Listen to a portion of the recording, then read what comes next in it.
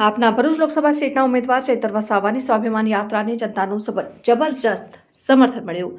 ચૈતરભાઈ વસાવાએ ગામે ગામ લોકો સાથે મુલાકાત કરીને અલગ અલગ મુદ્દાઓ પર ચર્ચા પણ કરી હતી।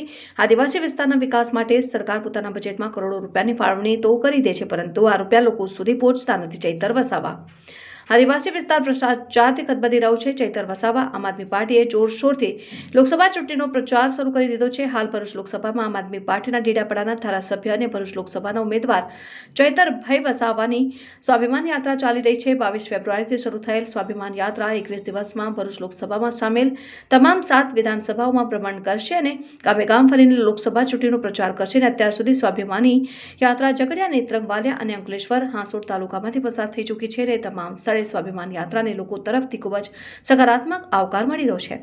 લોકોએ ચૈતરભાઈ વસાવાને સમર્થન પણ આપ્યું છે અને સ્વાભિમાન યાત્રામાં આમ આદમી પાર્ટીના પ્રદેશના નેતાઓ, તાલુકા અને જિલ્લાના સ્થાનિક પદાધિકારીઓ સહિત મોટી સંખ્યામાં કાર્યકર્તાઓ અને સ્થાનિક લોકો જોડાયા। ભરૂચ લોકસભાના ઉમેદવાર ચૈતરભાઈ વસાવાએ ઠેર ઠેર લોકો સાથે મુલાકાત કરી હતી અને અલગ અલગ મુદ્દાઓ પર ચર્ચા પણ કરી હતી।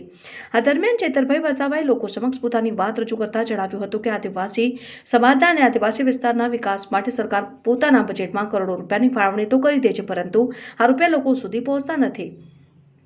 આપણો વિસ્તાર ભ્રષ્ટાચારથી ખદબદી રહ્યો છે, પરંતુ સરકારના આ ભ્રષ્ટાચારને ખતમ કરવા કોઈપણ પ્રકારના પગલાં લેવાતા નથી।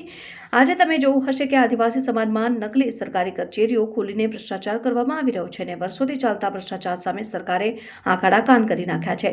નકલી કચેરી સિવાય બીજા ઘણા મુદ્દે અમે સરકાર સમક્ષ અનેકવાર રજૂઆતો કરી છે, તેમ છતાં પણ સરકાર આપણી કોઈ વાત સાંભળવા માટે તૈયાર નથી। મને પૂરો વિશ્વાસ છે કે ભરૂચના લોકો ભાજપની સ્વાભિમાની સરકારને લોકસભા ચૂંટણીમાં ચોક્કસ જવાબ આપશે અને આમ આદમી પાર્ટી અને કોંગ્રેસના ઇન્ડિયા ગઠબંધનને વિજય બનાવશે।